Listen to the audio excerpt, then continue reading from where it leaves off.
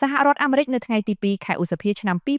2026បានចេញឆ្លើយតបចំពោះសារដីកាដំកោតទោសលោកកឹមសុខាដោយបញ្ជាក់ថា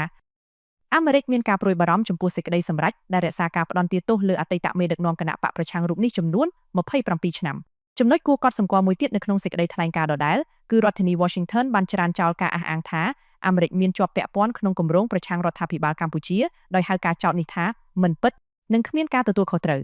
តាមរយៈស្ថានទូតអាមេរិកប្រចាំកម្ពុជារដ្ឋាភិបាលអាមេរិកក៏បានលើកទឹកចិត្តឲ្យរដ្ឋាភិបាលកម្ពុជាធានាថាប្រជាពលរដ្ឋខ្មែរអាចអនុវត្តសិទ្ធិជួបជុំដោយសន្តិវិធីនិងសិទ្ធិបញ្ចេញមតិដោយសេរីអាមេរិកក៏បន្តអំពាវនាវឲ្យដោះលែងអ្នកដែលខ្លួនចាត់ទុកថាត្រូវបានឃុំខ្លួនដោយអយុត្តិធម៌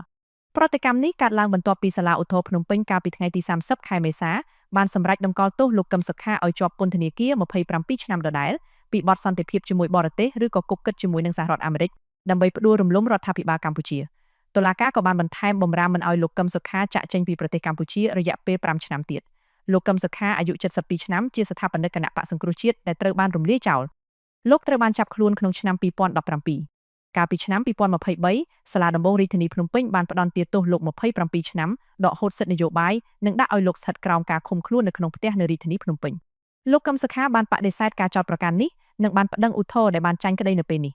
មុនប្រតិកម្មរបស់ទូតអាមេរិកអង្គទូតបរទេសជាច្រើនរួមមានអូស្ត្រាលីអង់គ្លេសកាណាដាអាល្លឺម៉ង់បារាំងនិងសហភាពអឺរ៉ុបក៏បានបង្ហាញការខកចិត្តឬក៏ក្តីកង្វល់ចំពោះសារដីកានេះដែរ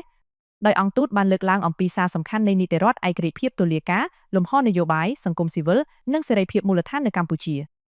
ជុំវិញសេចក្តីថ្លែងការណ៍របស់ស្ថានទូតអាមេរិកលើសំណុំរឿងនេះសារព័ត៌មានថ្ងៃនេះបានសុំការបកស្រាយពីលោកប៉ែនប៊ុនណាប្រធានក្រុមអ្នកនាំពាក្យរដ្ឋាភិបាលលោកបានឆ្លើយថាសំណួរនេះគួរត្រូវសួរទៅតុលាការព្រោះសារដីកានេះជាសេចក្តីសម្រេចរបស់តុលាការដែលជាអំណាចឯករាជ្យដាច់ដោយឡែកពីរដ្ឋាភិបាលអ្នកសារព័ត៌មានថ្ងៃនេះក៏បានព្យាយាមសុំការបកស្រាយពីតុលាការប៉ុន្តែមិនទាន់ទទួលបានការឆ្លើយតបនៅឡើយទេគិតត្រឹមម៉ោង11ព្រឹកលោកចិនម៉ាលីនរដ្ឋលេខាធិការនិងជាអ្នកនាំពាក្យក្រសួងយុតិធធម៌បានប្រាប់សារព័ត៌មានថ្ងៃនេះថាខាងតុលាការនឹងមានសេចក្តីថ្លែងការណ៍ពាក់ព័ន្ធទៅនឹងការសម្រេចនេះការចោទប្រកាន់របស់តុលាការក្រុងភ្នំពេញគឺធ្វើឡើងតាមការចង់បានរបស់អតីតនាយករដ្ឋមន្ត្រីលោកហ៊ុនសែនដែលបញ្ជាឲ្យចុះចាប់ខ្លួនលោកកឹមសុខាទាំងកំពុងមានអភ័យឯកសិទ្ធិសភាទាំងកណ្ដាលយប់នៅផ្ទះរបស់លោកកាលពីឆ្នាំ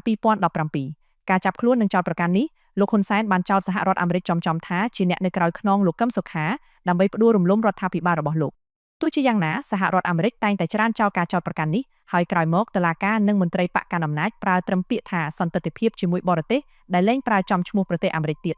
ការនេះត្រូវបានគេមើលឃើញថាគណៈបកប្រជាជនកម្ពុជាធ្វើឡើងដើម្បីរំលាយគណៈបកប្រឆាំងដ៏មានឥទ្ធិពលមុនការបោះឆ្នោតជាតិឆ្នាំ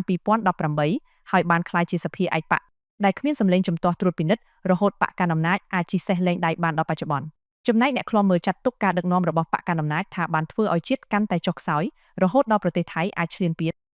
និងកាន់កាប់ទឹកដីខ្មែរនៅតាមបណ្ដោយព្រំដែនជាច្រើនកន្លែងបានស្រេចតែចិត្តឧត្តមស្នងការអង្គការសហប្រជាជាតិទទួលបន្ទុកសិទ្ធិមនុស្សលោក Volker Turk និយាយក្នុងសេចក្តីប្រកាសព័ត៌មានចេញផ្សាយនៅថ្ងៃទី1ខែឧសភានេះថាលោកព្រួយបារម្ភយ៉ាងខ្លាំងចំពោះការសម្រេចតម្កល់សារក្រមផ្ដន្ទាទោសលើលោកកឹមសុខានិងការផ្ដន្ទាទោសលើសកម្មជនបកប្រឆាំងអ្នកការពារសិទ្ធិមនុស្សនិងអ្នកប្រើប្រាស់បណ្ដាញសង្គមចំនួន33អ្នកផ្សេងទៀតមន្ត្រីជាន់ខ្ពស់របស់អង្គការអន្តរជាតិរូបនេះហៅការផ្ដន្ទាទោសលើពួកគេបានដើរផ្ទុយនឹងច្បាប់សិទ្ធិមនុស្សអន្តរជាតិនិងនាំឲ្យមានភាពភ័យខ្លាចកាន់តែខ្លាំងដោយសារច្បាប់ព្រហ្មទណ្ឌនេះត្រូវបានបកស្រាយយ៉ាងទូលំទូលាយ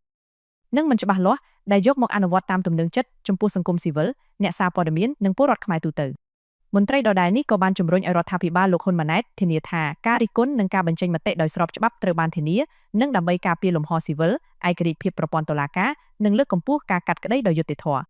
ចំណែកតុលាការក្រុងភ្នំពេញកាលពីថ្ងៃទី29ខែមេសាបានសម្រេចផ្តន្ទាទោសសកម្មជនកិច្ចព្រមព្រៀងសន្តិភាពទីក្រុងប៉ារីស